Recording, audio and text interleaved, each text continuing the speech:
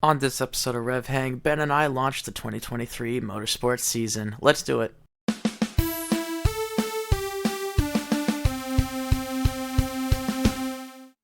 Hello, everybody, and welcome to the first episode of the second season of RevHang. I'm Nathan, and I am very excited to be back here talking about the 2023 motorsport season alongside my good friend and co-host, Ben Bagley.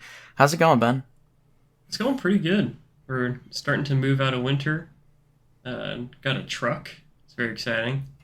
And I'm also excited to watch some racing. Yes, it has been a while since we have caught up with each other. So it's good to talk to you. I have been following your truck saga on Instagram. It's very exciting. Congratulations. Yeah, I love the heated seats. I bet. Especially right now, it's pretty chilly out. It's really nice, yeah. Yeah. All right. Well, we have a ton of predictions for the upcoming season to go through, so we should just dive right in. We'll start with IndyCar. This season of RevHang is going to be a little different than last season. We are just doing Formula One and IndyCar because I think those are the seasons we are really passionate about.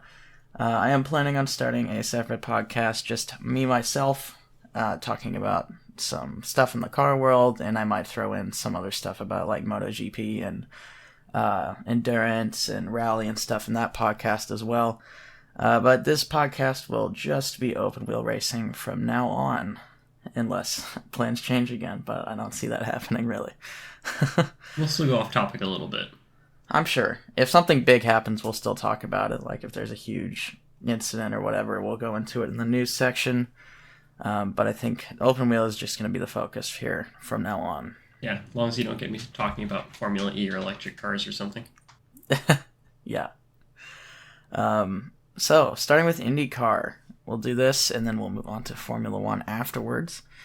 The list of drivers this year is long as it always is. We have 28 returning drivers and 5 rookies. Going in order, finishing order from last season, it's not all exact because some drivers have left, but this is just what made the most sense to me in terms of how to order it. Starting with Will Power, our champion from last year, he is returning, and Joseph Newgarden, Scott Dixon, Scott McLaughlin, Alex Palou, Marcus Ericsson, the Indy 500 winner from last season, Pato O'Ward, Alexander Rossi, Felix Rosenqvist, Colton Herta, Graham Rahal, Rinus VeeKay, Roman Grosjean, Christian Lundgaard, Simon Pagenaud, David Malukas, Connor Daly, Helio Castro-Neves, Takuma Sato, Callum Ilott, Jack Harvey, Devlin DeFrancesco, Kyle Kirkwood, Tony Kanaan, Ed Carpenter, Santino Ferrucci, Marco Andretti, and Stefan Wilson round off the people that are returning for another season.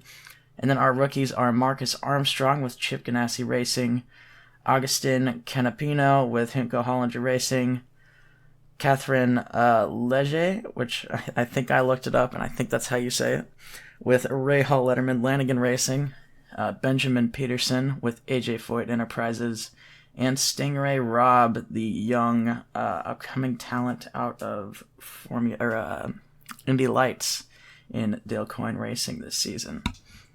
Wow, what a name. We got Will Power, we got Stingray Robb. Yeah.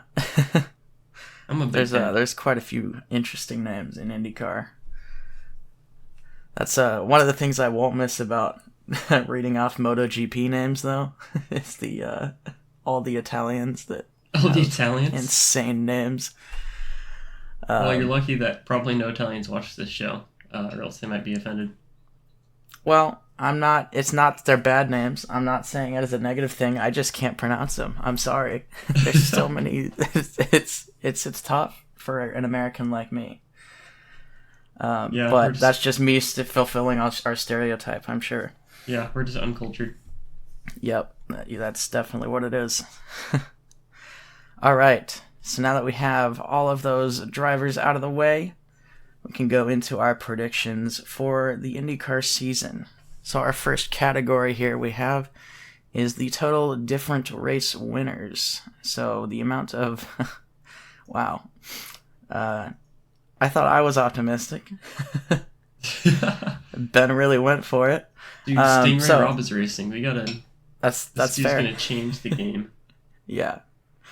All right. So total different race winners. I went with 11 unique individuals winning races this season. What did you put, Ben? I think there'll be 17 different race winners. 17. Yeah, I That want is a chaos. number. I hope that happens. That'd be interesting considering there are 17 races this season. Yep. That would be crazy. History. Wow. All right. So next category is total DNFs for the whole season. I said 127. What'd you put, Ben? I had 150. Again, I want 150. just chaos and carnage. Honestly, my first guess was 171, and I kept talking myself down. You had to talk yourself down to 127. Yeah. But I think 150 was my second guess. So I also think there's gonna be some carnage. I think my number might be a little bit low. Yeah, I want like ARCA racing at Portland International Raceway levels of carnage. Yes. Like NASCAR is trying to go through a chicane. Carnage. Yep. Yeah, no, I hope so too. I don't anticipate a ton of carnage, but I hope there will be. I mean, it's IndyCar. There's always carnage in at least a few of the races. Yeah. Nashville in particular, where half the field seems to DNF every time. That was a good one. Yeah, that was a really good race last season, for sure. So next category is the driver with the most DNFs. I kind of based this on last season mixed with his lack of experience. It's only his second season in IndyCar. I said Kyle Kirkwood. I had Alexander Rossi. I also kind of based it off of just the races that stuck out most to me in his aggression towards the later half of the season. Yeah, Alexander Rossi was almost, I think, what I put for that. It was either DNFs or it might have been least consistent driver, which is another one coming up. It'll be really interesting to see how he does this year in his new McLaren team. But yeah, he seems to have, I don't know, he's dropped off in the last couple of years, and yeah, he's not, I don't know where he's at. Yeah, I hope he does really well. Yeah, we'll see if he chafes against the team. McLaren, I get the sense, is a team of, stricter team orders perhaps than where he was at before. Yeah. They're much more organized in terms of where they want their drivers to be, just as a larger outfit overall. Yeah. I think Rossi is going to be definitely one of the stories to watch this season. I think it'll be very, very interesting to see where he ends up. So, next category is the driver with the most pole positions. I was boring and went with willpower. Hey, boring can mean wins. That's I true. went with Joseph Newgarden, the second most boring pick. Yep. I will be Joseph Newgarden simping until the end of the season. I won't apologize for that. That's fair. He's always a title contender. I think if he's more consistent than he was last year, then he'll probably walk away with it. Yep, he was so close last year, and he had so many good performances, especially starting far back, just absolutely clawing through. So if he could be in that mindset starting off, that would be excellent. Yep. All right, next category is most consistent driver. I've put Scott McLaughlin. Ooh, I put Pato O'Ward. Pato O'Ward. I really hope Pato has a good season. I do too. Kind of reminiscent to his 2021 season. Last season was not terrible, but it wasn't. I mean, he was like top 3 in 2021. So I hope I'm such a huge Pato fan. I hope he wins the title. I just don't see it happening. Fans that I was sitting next to at the IndyCar race in Portland, I really want him to do well as well. Yeah. Yeah, I'm definitely going to that well, this they're season. happy, and if they're happy, I'm happy. There you go. All right, next up is our least consistent driver. I said Rinus VeeKay because he has shown flashes of brilliance in the past, and then he's also shown not so great showings, kind of back of the field kind of stuff. So I think it could go either way, and I am jealous of what you picked, Ben. Romain Grosjean, yes. The street circuit king, but the circle... well, he has some challenges in the circles. He never really does that well. So I went with the calculated pick of, yes, he's really good in the circuits when he's really good in the circuits, but he almost never competes on circles. Yeah. I have that same thought. Like Grosjean, I don't know why I didn't even think of him for this, because he's either on or off.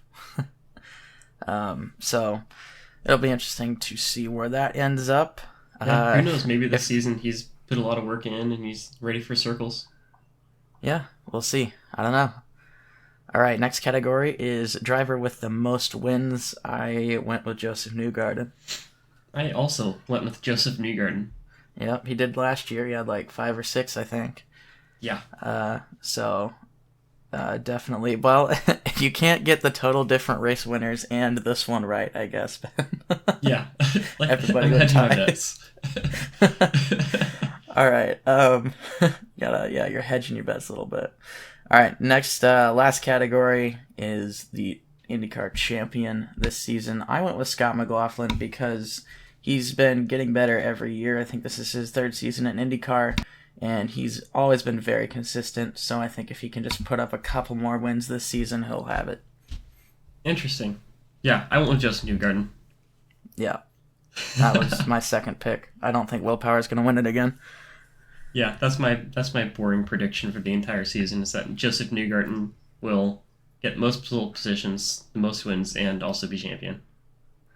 All right. Well, those 3 all seem to go together pretty well. Yeah, but there will also be 17 total different race winners. Yes. Okay. And 150 DNFs. There you go. Oh man, if all of that is accurate, this is going to be the most insane IndyCar season ever, and I am here for it. I'm going to go hike the Himalayas if that's all accurate. I'm going to hold you to that. All right. Next up is Formula One. That's the end of our IndyCar section. Formula One. It's here's where I'm excited. I love Formula One. I've mentioned this a couple times last season. So much more pomp and circumstance around it. So much drama. Yeah, it's so great. Yeah, because thinking about it, like IndyCar is coming up really soon too, but you don't really ever see like this hugely publicized like livery reveals for Pato Award's car. Yeah, we did. Interestingly enough, we did see some winter testing videos coming out of IndyCar this season. I don't think I'd seen that before. So it was pretty cool. We saw some stuff from Colton Herta, a lot of drivers actually. So I am definitely excited to see those cars back on track as well. Both seasons actually start on the same day on March 5th. So we got 2 races to look forward to next Sunday. Busy day. My girlfriend's gonna hate me. Yeah, mine too. All right, Formula One. Let's go through the list of drivers this season. It is mostly the same, but we do have some new faces and returning faces.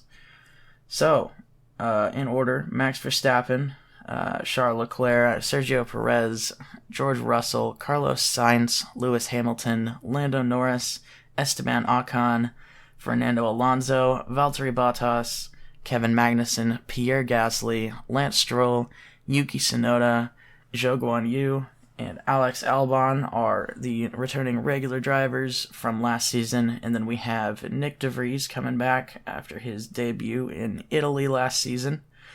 He is with AlphaTauri this season.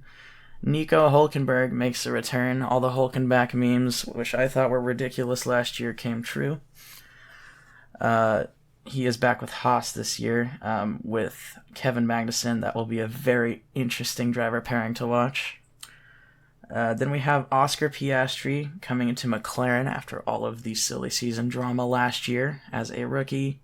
I guess Nick De Vries would be a rookie too, possibly. I don't know how they count that. He did race in one race last season, but I would still consider him a rookie very much. And then Logan Sargent, coming up from F2, is with Williams this season, pairing up alongside Alex Albon. All right, I think this is going to be a very interesting grid to watch. We do have some spicy driver pairings with Ocon and Gasly. I think Piastri and Norris might be interesting if Piastri can keep up. And then Magnussen and Hulkenberg don't have the best or friendliest history, we'll put it that way. So I think it's going to be another interesting season to watch. Definitely. I realized I just put Nick DeVries' name twice in our little bracket down here, so I'm just fixing some things really quick. Oh, okay. No worries. I'm sure we'll figure it out as we're talking about them. Oh, I'm sure. From here on out, Ben and I seem to disagree about quite a few things, so I think this is gonna be fun to talk about. Oh, I'm gonna be so contrary tonight. I love it. All right, now we have our livery rating section. I don't think we did this last year, but I have all of the liveries pulled up on our script here, and we rated them out of 10, and we're pretty close on a lot of them, except for a couple. But starting out with Red Bull, I love the Red Bull livery. It's nothing new, which is why it didn't get any crazy high score from me. But it is a classic. I think it looks fantastic. It always has since 2006 when it was originally designed, it seems. So I just gave it a 7 out of 10. Yeah, I give it a 6. I'm kind of bored. I want something different. Yeah. Do something with the wheel covers or something. I don't know. Yeah, it would be nice to have something new. I love their spin-off liveries that they do. Yeah, I would have given it a 6 if we rated the liveries last year. I would have given it a 6 too. If anything, it would be like a solid 7.5 if they got rid of the red ring along the wheel covers that made all their tires look like softs. Yeah, that is true. I hate that. That's my least favorite thing. It's my second least favorite wheel cover on the grid. Gotcha. With McLaren being your least favorite, I presume? Oh, how could you tell? We'll get to that. The other thing I would change about the Red Bull livery is the Bybit sponsorship on the front wing. I would just take that off and have it just be Red Bull. I think that would look so much better. Or just get rid of crypto sponsors overall. Yeah, most teams did, actually, this season. Yeah. So, there's that. Next up is our Ferrari livery. We were on the same page with this one. I gave it a 9 out of 10. Yeah, they did nothing wrong. Yeah. I mean, it's always red. It's always red and black. I mean, you can't really go wrong with that. I mean, you can. They did in 2021, I think, when they turned it maroon at the back. That was or the green. Not great. Yeah, with the green. That was really bad. Really terrible. But they nailed it this season. They did make a couple of changes in terms of they flipped where the red and black is in a couple spots. And the one change they made that I absolutely love is the Ferrari on the rear wing. Yeah. So good. Yeah, and one little detail I really like is the end plates on the front wing. They made those red. Yep. But on the inside, it's black. I think that's really cool. Yeah, it's pretty sweet. All right, next up is Mercedes. I gave this a 7 out of 10. Yeah, I gave it a 6. I was really hoping they would stick with the silver for a little bit longer.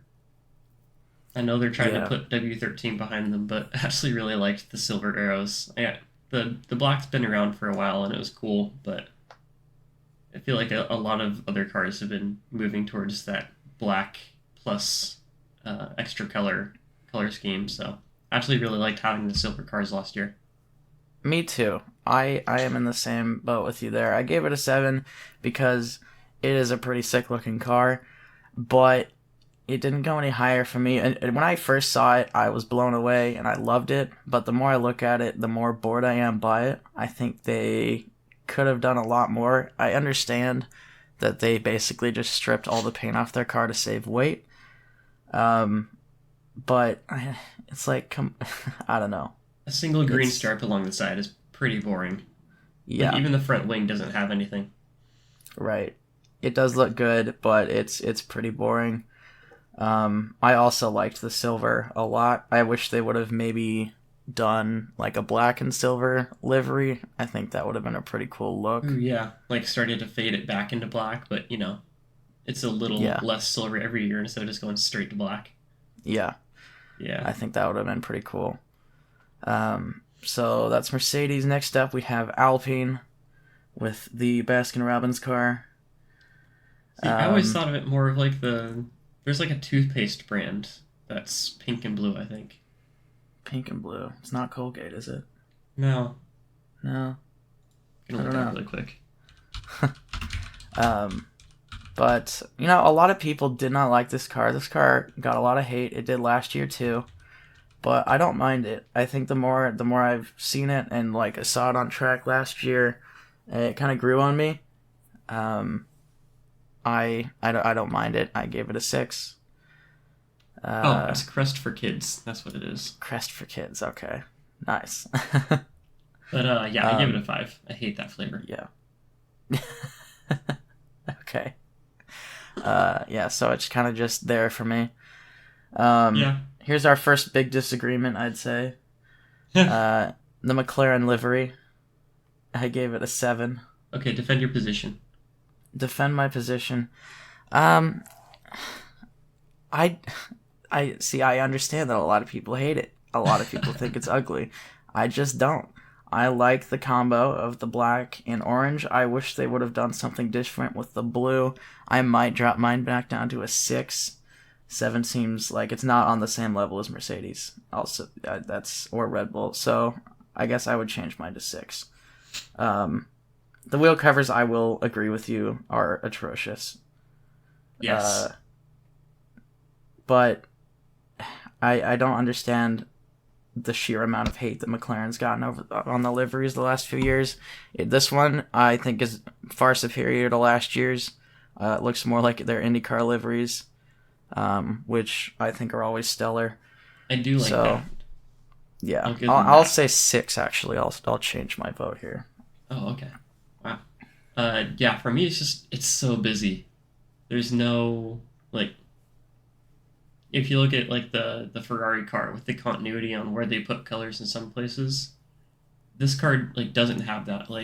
The front wing is black with orange end plates, but the rear wing is all orange with a black sponsor. The chrome wheel covers are atrocious. The side pods they're pretty cool. I like the blue and orange, actually. I wish they had kind of gone with a more consistent combo of that. Maybe tone down the black to maybe accentuate things rather than use it all over the front wing. Maybe just put it on the floor. But it's just so busy for me. And maybe part of that is the sheer number of sponsors they have tattooed on the car. Yeah, that's true. That doesn't help. But yeah, it's just really busy and it doesn't have any sort of continuity between the colors for me. Gotcha. Too much. Tone it down, McLaren. All right, moving on to Alfa Romeo. What a beauty. Love it. Oh my goodness. Yep, we both gave this 10 out of 10. It's absolutely gorgeous. The sponsor placement is perfect. The simplicity is there. My one complaint is it looks a little too much like a Ferrari, but I don't know, man. It's so good. It looks like a Ferrari in the best possible way. It looks like a more adventurous Ferrari livery.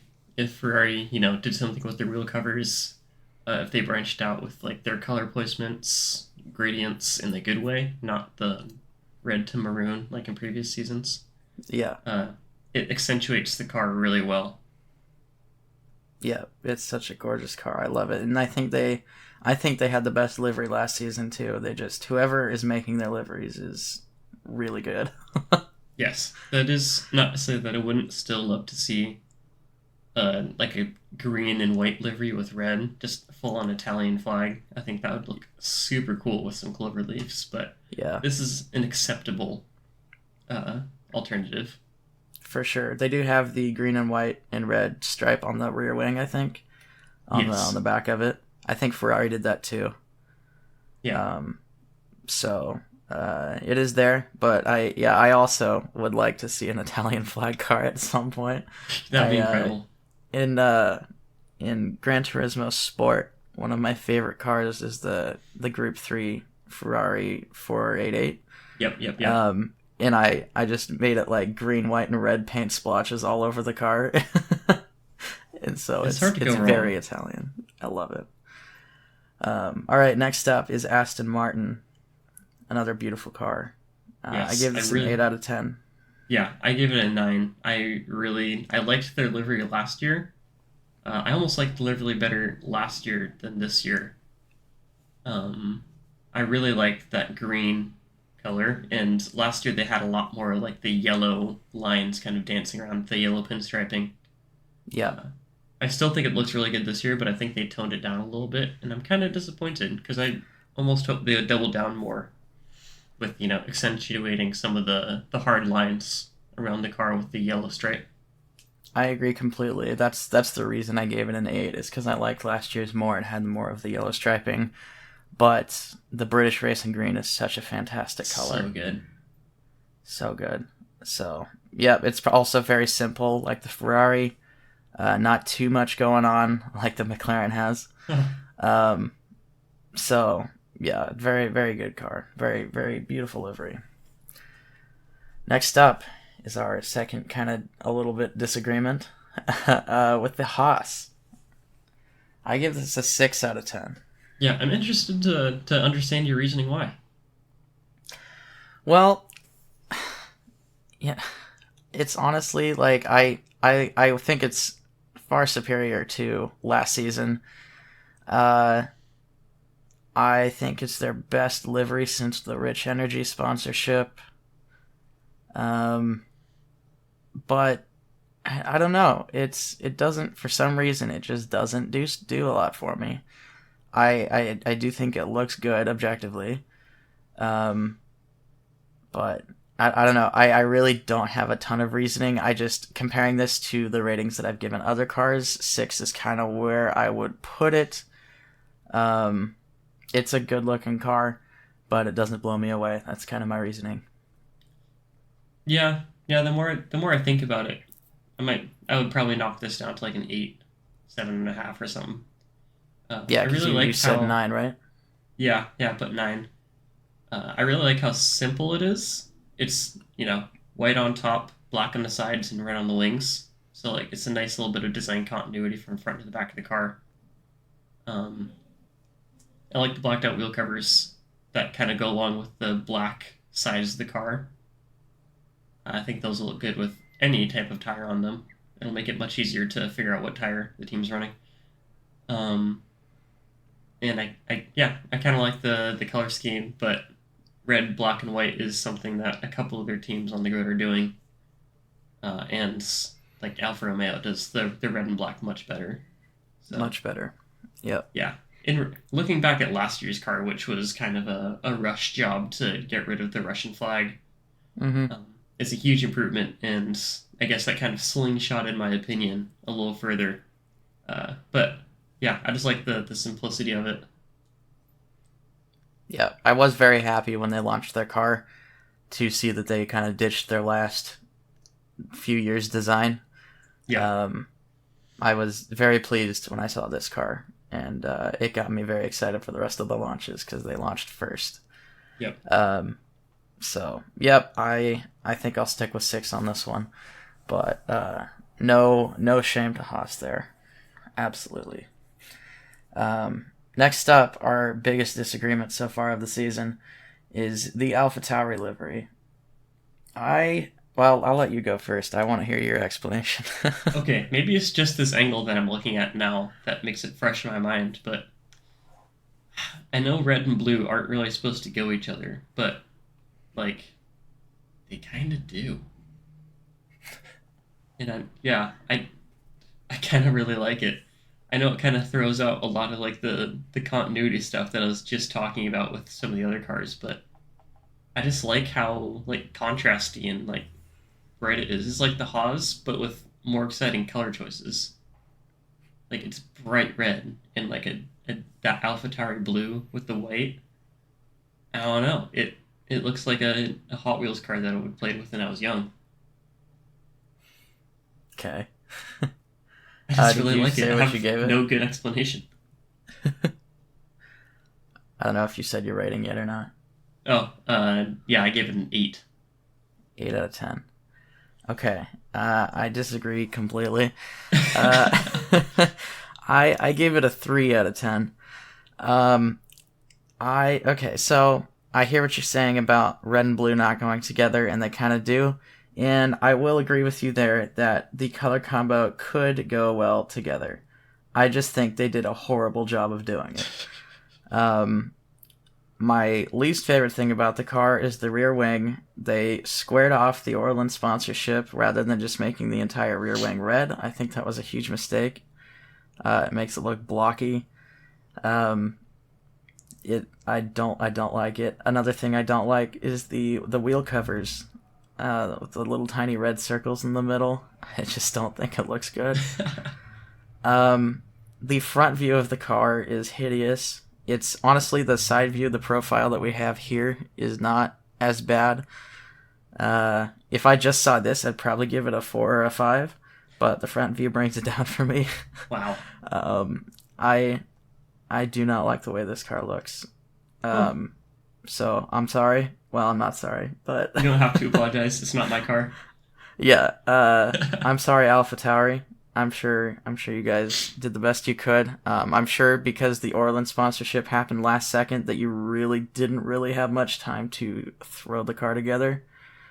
So I'll give you the benefit of the doubt there, but I think squaring off the edges on the Orland sponsorships everywhere was not the way to go. But that's my 2 cents. I am not the one who gets paid the big bucks to design the liveries. So yeah, speaking of big bucks, AlphaTauri, you can send my check in the mail. I live in McLaren. You can send my check in the mail. All right, we've got our two big disagreements out of the way. Yep. Mom and Dad are no longer fighting. All right. Next up is Williams. We're pretty on the same page about this one. It is the blue car. It is the blue car. We had so many blue cars last season, and we only have 2 this year. Yeah. Well, actually 3, I guess. AlphaTauri is blue-ish, but it's very different blue. We discussed that. Yes. But Williams, I liked the livery. I gave it a 6, I think, for the same reason I gave Haas a 6. It's a good-looking car, but it doesn't get me excited. It doesn't do much for me. Yeah, I really like that it's just a solid blue color. I really like the blue that they used. If Alpine had done this, I would have given them the same score, because this is essentially, I feel like, what the Alpine car could look like without the BWT sponsorship. Yeah. Which makes me sad. Yep. But it's I just really like how the shininess, the metallic sheen of the blue accentuates all the curving surfaces of the car. Yeah. Going back to Alpine on that note a little bit, I do think that the BWT sponsorship is not doing their livery design any good. No. I understand they want pink on the car, but I still think the 2021 Alpine with the blue and red was one of the most beautiful cars that has come out of Formula One in the last 10 years. Yeah. I loved that car so much. It was so gorgeous. I miss it. Yeah. But going back to Williams, one thing I do like is what they did with the Duracell sponsorship, how they turned the air intake, the air box on the top of the car into a Duracell battery. I think that's so really clever and pretty cool.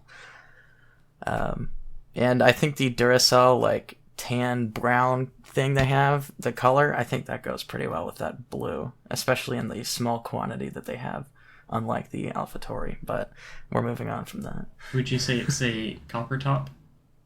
Yes, copper color.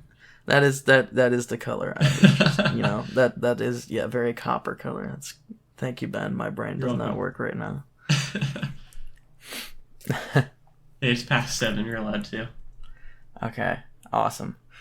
All right, so that is our livery ratings out of the way for the season. Overall, I do like the vast majority of them. Yeah, I don't think there's a truly terrible livery aside from McLaren. But they're all pretty good aside from McLaren. And I'm excited to see them, racing around. I just hope McLaren gets booted off. Wow. hate it so much. I just want the wheel covers to fall off during the race. Coming out so aggressive, Ben. Oh my gosh.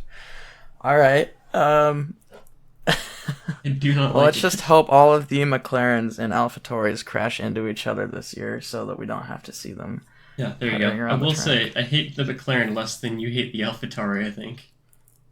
Yeah, that's probably true. All right. Maybe okay. Well, one last thing on the AlphaTauri. Maybe me saying that it's a 3 might be a little far, but I think the reason that I hate it so much is because I loved the AlphaTauri livery before this. It was one of my favorites. Okay, I can see that. So I think they ruined. Look what they did to my boy. That's kind of how I feel about that. But anyway, full season predictions. Here we go. This is where we get to see how wrong we are. All right. Starting with the Constructors' Championship for Formula One. Why don't you give me your predictions first? I get to go first. Oh boy. Okay. Yeah, so I have Red Bull at the top. I'm not interested in being flashy. I just want to win. So I've got Red Bull, followed by Ferrari in second. I do not think they'll get it this year. They have a brand new team principal and some pretty big team changes. So I think they're not quite there yet this year. It'll take some time for them to get bedded in. Followed by Mercedes, who, while they seem optimistic, it's going to be really hard to recover from last year. And while I have no doubt that they fixed a lot of the problems that W13 had, I think that there's also going to be a lot of confidence issues in the car still. That can't be allayed by a couple of days of testing. So we will see. Maybe they'll pick up steam in the later half, and I'll be wrong, but I think they're a solid third place. I have Alpine after that, followed by McLaren. I'm pretty sure Alpine got fourth last year, yeah? Yes. Yeah, so I have no reason to doubt that with Ocon and Gasly that they won't do that, considering that McLaren has a rookie on their team this year who will likely do about as well as Daniel Ricciardo. And then we have Aston Martin, who has Nando.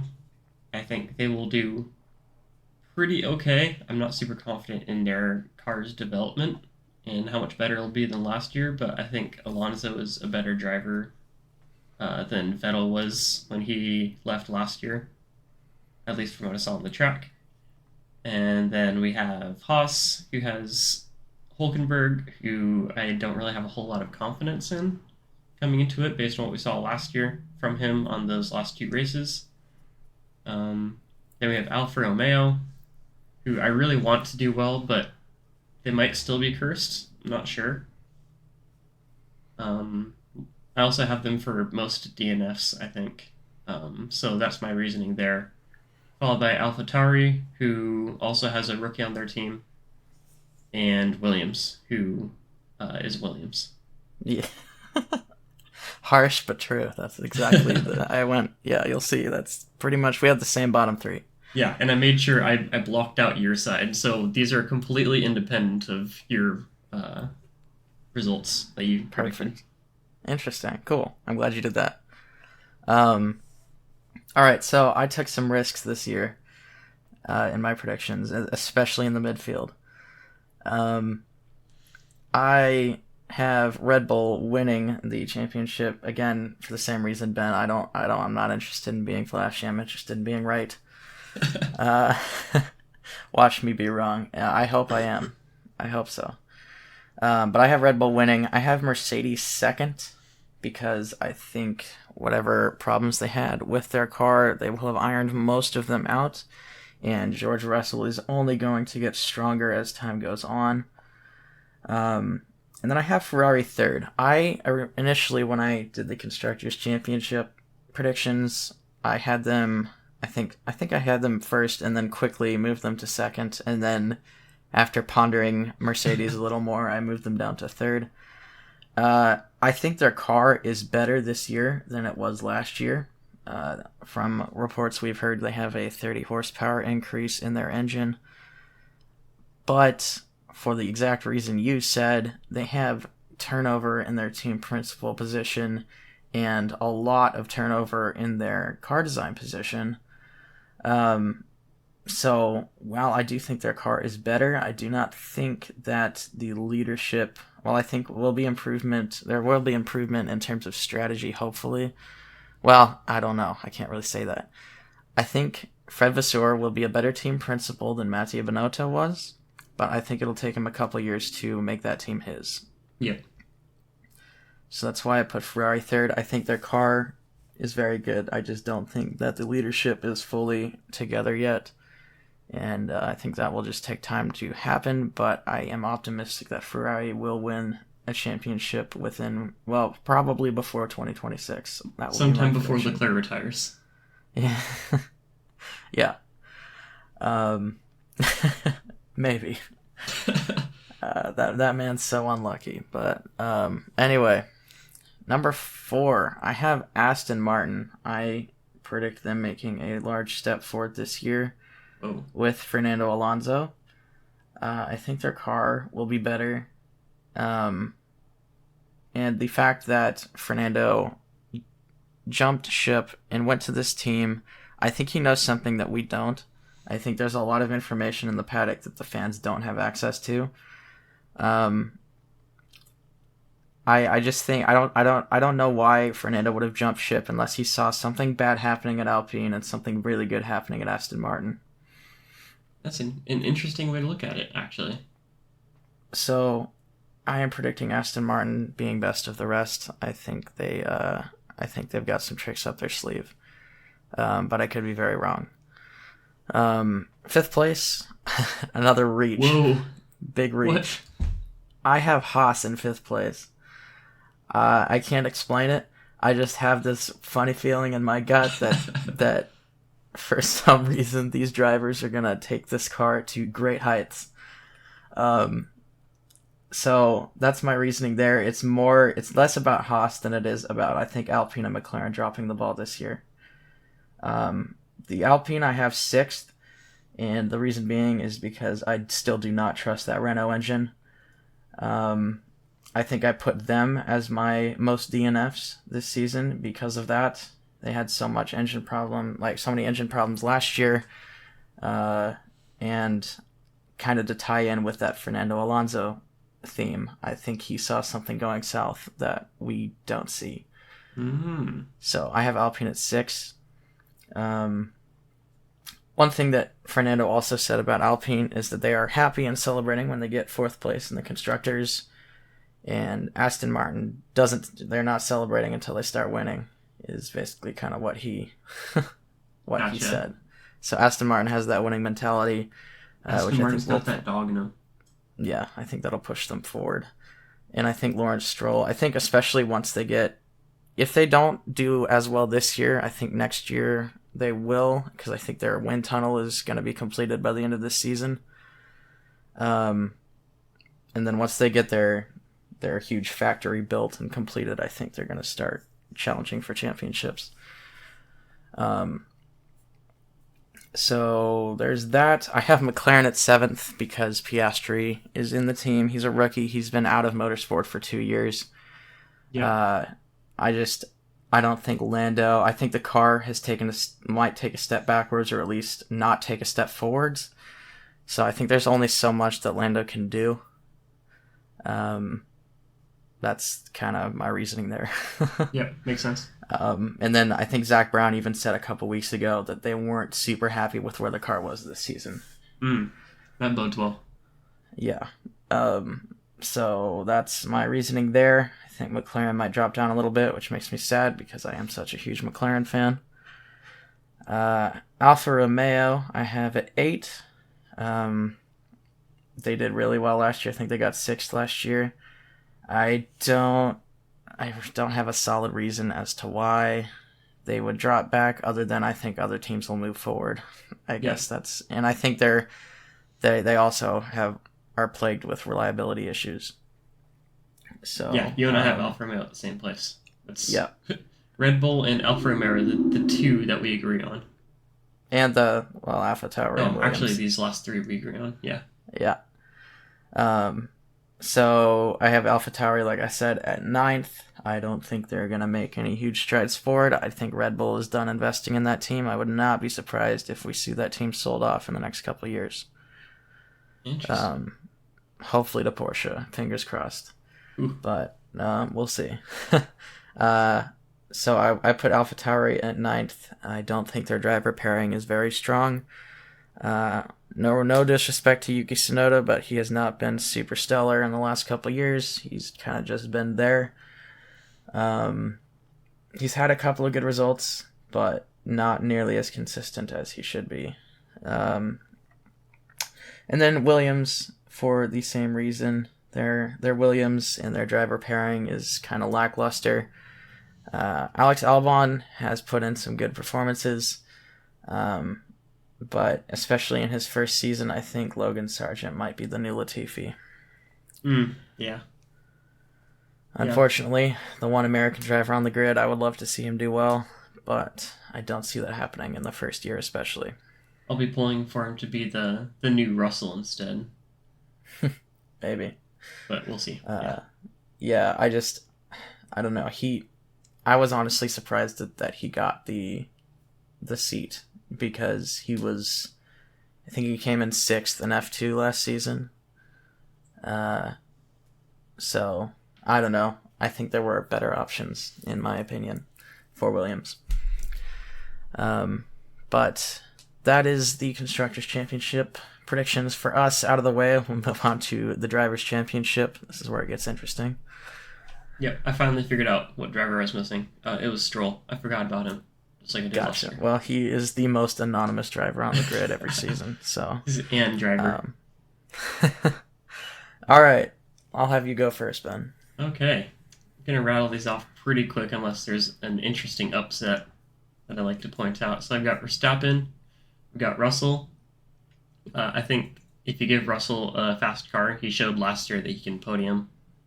And I think he will probably end up doing better than Hamilton this year without too much difficulty. McLaren Sainz I put in 3rd and 4th because they're in Ferraris. Then we have Perez because of team orders. Then we'll have Hamilton, who I think will be kind of best of the rest for those guys. I don't doubt his drive, but I don't know if his drive is stronger than some of the other drivers in the top 5. For that WDC. After that, I have Ocon, who I think when his car does work will be pretty rapid. I'm hoping. I don't know if Gasly's really going to be too much of a challenge for him in his first year at a new team. So I have Alonso after that, which wouldn't that be poetic?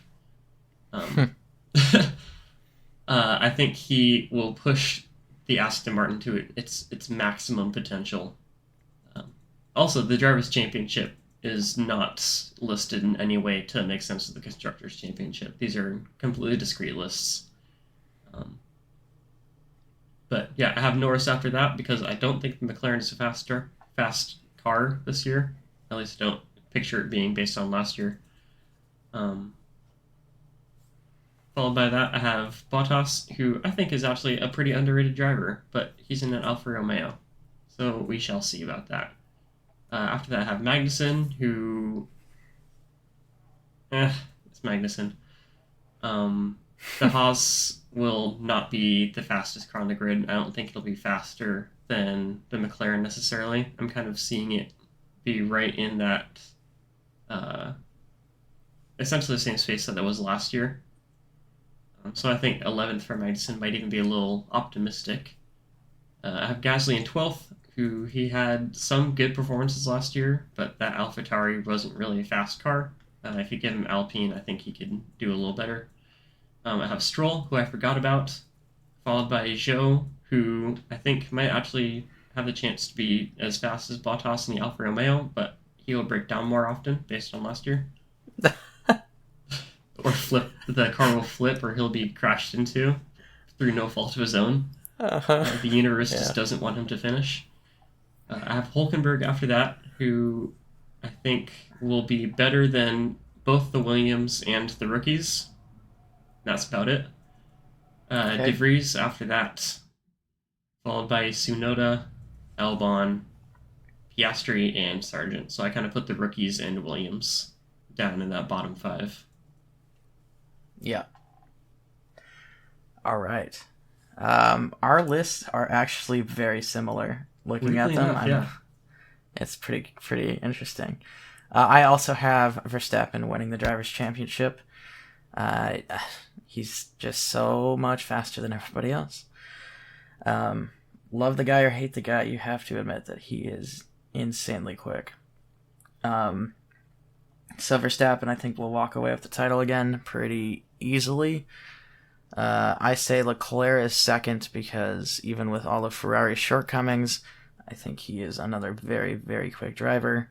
And while he does make some mistakes occasionally, I still think he will win a good couple, 2 or 3 races, if not more.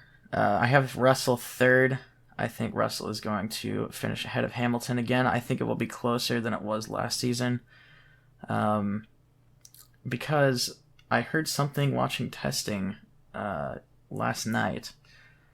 They were saying that Russell was given the optimal Mercedes last season every race, and his job was to pick up as many points for Mercedes as possible. And they gave Hamilton all of the testing kind of cars, which didn't quite handle as well, but they were trying to find the advantage with the more experienced driver, which is why Hamilton did not finish as high as Russell. I don't know whether that's true or not, but I still think that Russell will edge out Hamilton just by a little bit. I do think Hamilton will win a race this year, though. That'd be nice. I hope so, for his sake. Yeah. I feel bad that his streak was broken last season. Feels bad, man. So, after Hamilton in 4th, I have Sainz in 5th.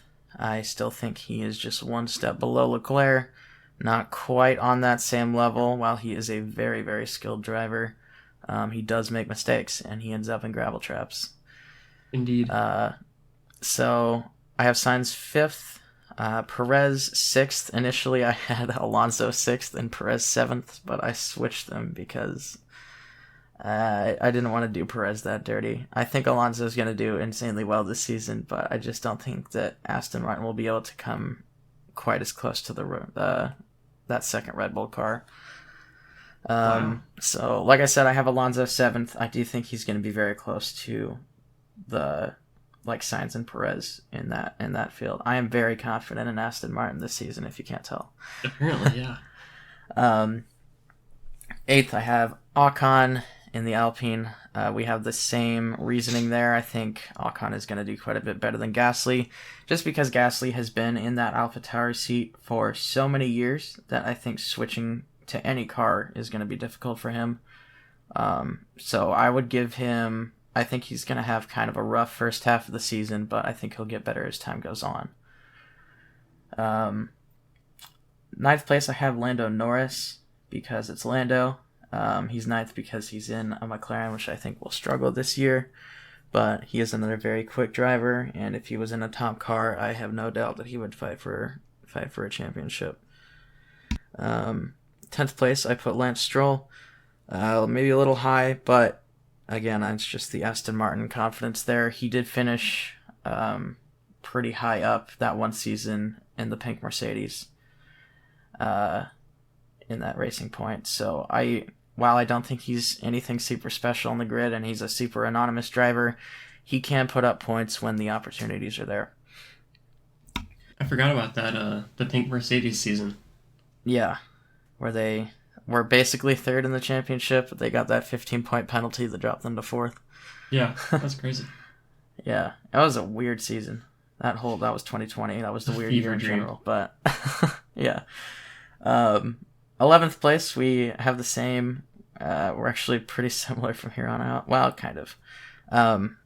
11th place, I have Magnussen as well, like you do. Again, I think Haas will make a step forward this year, and I think Magnussen will outscore Hülkenberg. 12th place, I have Gasly. We already talked about that a little bit. I think he's just going to struggle in the beginning of the season, but he'll get better as time goes on.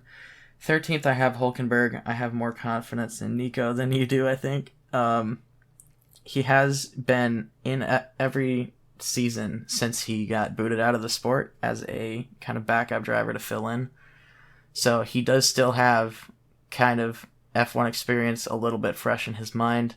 He's been training a lot over the off season to get into as good a physical shape as he can, and he's developed. He's been the development driver for I think 2 different teams. I don't remember. It might have just been Aston Martin, but so I think he's still got a little more fresh in his mind than people might give him credit for. Valtteri Bottas, I have at 14th. I think, like you said, Bottas is underrated.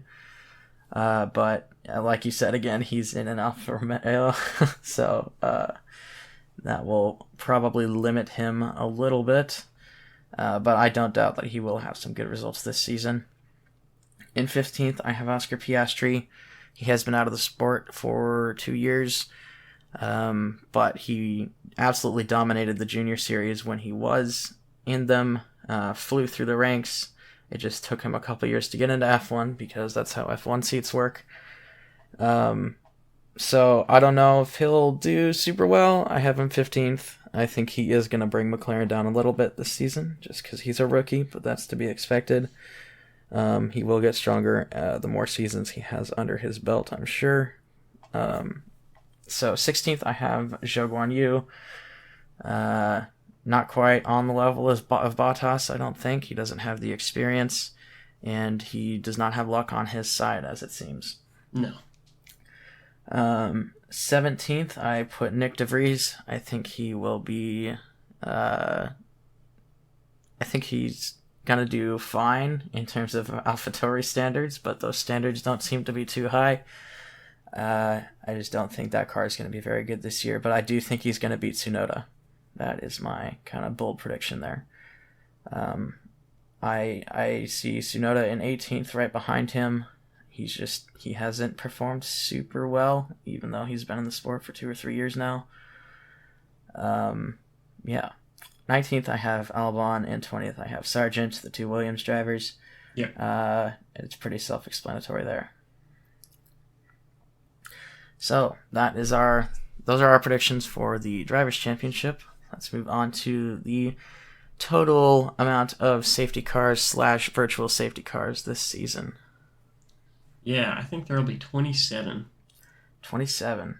I think that's what I put last season. Is it really? Or close, somewhere in there. I think 30. It's gonna be right in there. Yeah, it's kind of tough to guess, obviously. But averaging a little over 1 per race is, I think, a good place to put it. Yeah, because we have one more race this season, right? We have 24, 23, 24? Well, I think we were supposed to have 24. Did we have 23 or 22 last year? I think we had 22 because China dropped off, right? And then we were supposed to have 24, but China dropped off again. Okay, so I think we have 23. We'll go with it. We'll go with 23. Yeah. So, yeah, I think just averaging a little over 1 per race is about right. So I think it'll be right in there, 27 to 30. Most fastest laps of the season, I said Leclerc. Yep, I have Russell. I think he's going to get a faster car, and he was already setting many fastest laps last year. Yep. For the team, so okay. I think that'll just improve his capabilities. Yeah. Russell was my second choice. Let's see, total different race winners, just like that IndyCar category. I put 7. Whoa. Slow down there, Turbo. I put 5. Yeah. And I think that's after I put... See, I put 7 first, and then I dropped it to 5, and then I switched it back to 7 again. I think we're going to have each of the top 6 drivers, each driver in the top 3 teams, I think will win a race, plus 1 crazy race. That's my reasoning there. That is optimistic. Yeah, Alonso was kind of the one I was thinking. But 7 is a little optimistic, but, why not? I'm going to shoot for it. And if I'm right, I'll look like a genius. Yeah, there you go. Fastest pit stop team. I said Red Bull because usually they are, even though they weren't last year. What did you say, Ben? I got McLaren because I think they actually had a couple really fast pit stops. So who knows? Maybe they start capitalizing on that. And they were the fastest pit stop team last year too. Yeah, they're gonna have to find time somewhere because they're gonna need it. Yep. Yeah. Total DNFs over the course of the season. I said 71. Ooh, I put 60. Feel optimistic now. We'll see. I don't know. But that's, let's see, 70. I mean, that's about a little over 3 per race. Mine might be a little a little high. But who knows? There are a lot of rookies this season, which is kind of my reasoning there. Yeah. So team with most DNFs, I said Alpine. For obvious reasons, yeah. And I've got Alpha for obvious reasons. Yeah, it was one of those two, I think. Yeah. Alpine had more DNFs at the end of last season when we did our summer break predictions. Alpine was the worst team. Alpha got better in terms of reliability at the end of the season, but who knows if that's just luck. Yeah. So let's see, driver with the most pole positions. What did you say, Ben? I put Verstappen. There's no reason to be weird about it. Yeah, I said Leclerc. I thought about Verstappen, but the theme last year seemed to be that Ferrari was faster in qualifying and Red Bull was faster in the race. So I don't know. And if Ferrari's car got better, I don't see too much reason for that to change. But I think it could go either way. I mean, Verstappen, I think, had the most last year anyway. So yeah, we'll see. Most consistent driver. What'd you say? I got Hamilton. Okay. I said Alonso. I think he'll be consistently 6th or 7th place. Ooh, interesting. Alrighty. All right. Least consistent driver. Yep, I got Leclerc. You said Leclerc. Yep. Okay. Yeah. I mean, that's just going to be more on Ferrari than him, I think. Yep. So I said Hülkenberg because I think since he has had a few years out, I think he'll have bad races where he's at the back. But I do think that he will have strong performances this season as well. So I just think in terms of standard deviations and stuff, he'll probably be up and down the most. Statistics, I like it. Yes. Most consistent team. I said Mercedes. What'd you say? But Red Bull. Red Bull. Yeah. I think Red Bull will have most consistently they'll win, but I think Perez is going to ruin that stat for them. Yeah, that's the one thing kind of holding them back. I know it's probably not going to be Ferrari because I think Sainz is maybe less consistent than Perez is. Yeah.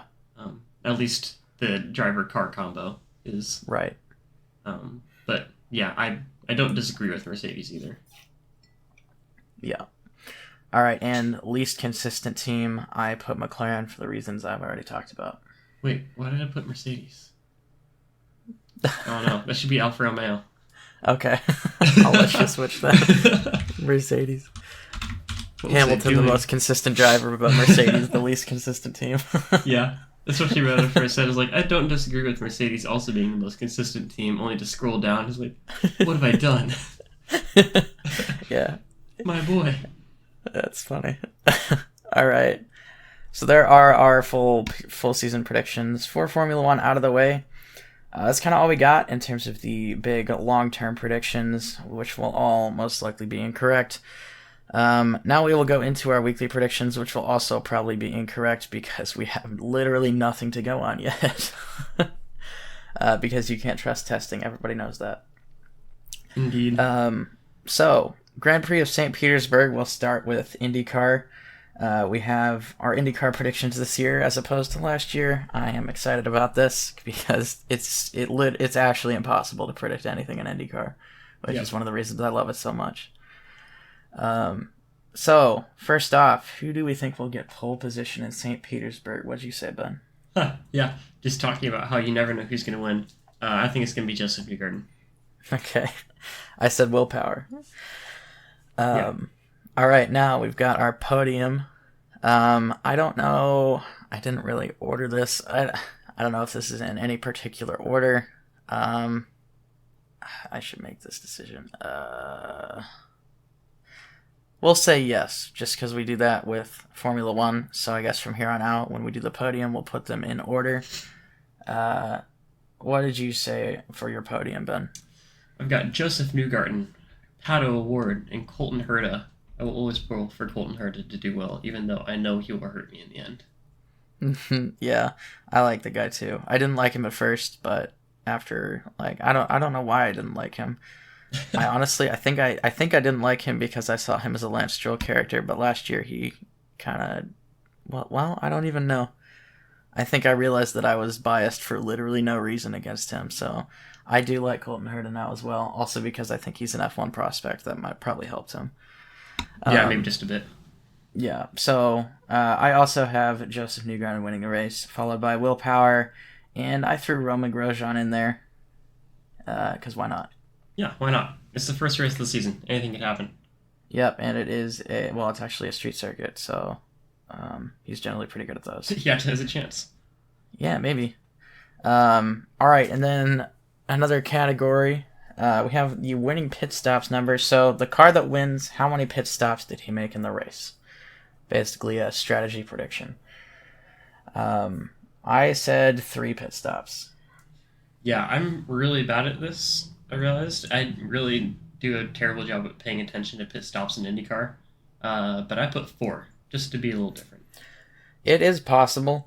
I would say it's more likely to be 4 than 2, if it's not 3. Yeah, that's kind of what I was thinking. Because it's a street circuit, so you're going to have pretty high tire drag, I would imagine. So I wouldn't be surprised, especially if we have a couple of yellows, which there probably will be. We might get some more safety or some more pit stops. Yeah, it's pretty wet, so they'll be on the wets too. Is it supposed to rain in St. Petersburg? No, I'm just assuming. I mean, it is Florida, but Florida in March, it probably will. We'll see. All right, moving on to Formula One and the Bahrain Grand Prix. Top 5. What'd you say, Ben? My top 5 is Verstappen, Perez, Leclerc, Russell, and Hamilton. My dark horse is Albon. Oh my goodness. Dark horse is Albon. I like it. All right. My top 5 is Verstappen, Russell, Leclerc, Hamilton, and Sainz. And my dark horse is Kevin Magnussen. Your dark horse makes so much more sense. Well, I don't know. Albon has been pretty quick in testing, but again, we can't trust testing. If we could trust testing, then, I mean, Alfa Romeo would be insane because Guan Yu Zhou topped the sheets in the first test of, I think, this morning's test. So love to see it. Yeah, man, slid in 1/100th of a second faster than Max Verstappen. But Verstappen was on the mediums and he was on the softs, so anyway. Yeah. All right, fastest lap. I said George Russell. And I've got Leclerc. Okay. And driver of the day, I went with the Hulkenback strat, so I said Nico Hulkenberg. You're going to welcome him back with open arms? Yeah. Yeah. I went with Perez. I think he's going to do terrible in qualifying, as usual, and then come back to second place. Okay. That would be pretty insane. And Perez seems to have a growing following every year. It seems like his fan base is getting even more massive every season. Well, yeah, since we lost our honorary American driver, Ricardo, and I have no idea how Sargent's going to do, Perez is about as close to an American driver as we can get. Yeah, I'd say so. All right, that is the weekly prediction section done and dusted. It is now time for my favorite segment. Ben, what are your words of wisdom for this season? Or yes, for this week. On the script, I've just written weatherproof socks. It is quite cold here and rainy in the valley and in much of Western Oregon. And I think a part of gear that goes very unnoticed when you go hiking or backpacking is weatherproof socks. Get a nice pair of wool or, synthetic blend socks that'll keep your feet warm. If you step in a puddle and you're wearing subpar boots or something splashes up over the ankle, you're going to be miserable. You're not going to want to keep going if you have wet socks. Plus, it makes your feet smell bad. And, there's big, warm, fuzzy socks. So, yeah, get some. Yep. As a man who used to be a cable guy in the mountains of Montana, weatherproof socks are an absolute must. I cannot agree with you more. And I also have a couple of words of wisdom here. I have started working out over the off season a little bit. I always hated going to the gym, and I know a lot of people do. But I discovered the rowing machine in the gym. Oh, and there you go. My goodness, guys. That is a full body workout. That is super low impact. It's super easy to do for a long amount of time. It burns calories so quickly. And if you just get a podcast going, or you just have like Netflix on your phone in front of you there, you can just forget what you're doing, and it's such a game changer. So I would recommend, if you're struggling with motivation to go to the gym because you hate running or biking or lifting or whatever, which I hate most of them, except biking. I like biking. But I hate running with a fervent, fiery passion. I would highly recommend the rowing machine. Just get in there, do it for a half hour, and watch it change your life. Change your life. There you go. Yeah, pretend you're an F1 driver training to race. Yes. Such a good cardio workout, too. It really is. But anyway, those are our words of wisdom for the week. Thank you, everybody, so much for listening. We are very glad to be back and doing podcasts again. It's a lot of fun to get to sit down and talk about this for an hour or so every week. If you enjoyed this episode, leave a like or rating on the platform you listened on. It really helps us out. If you want to see updated standings for IndyCar and F1 as the season goes on, or even a calendar of upcoming races from all sorts of different series, check out our website, RevHang.com. If you have a question about racing or even about us, hit us up on Twitter using hashtag RevHangPodcast, and we may feature your question on the next show. You can also follow Ben on Instagram at BenjiMeetsWorld and or myself at 2N_squared. We'll be back in a little over a week to see how horribly our predictions have aged. And until then, I have been Nathan. And I've been Ben. Thanks for hanging out, guys. See ya.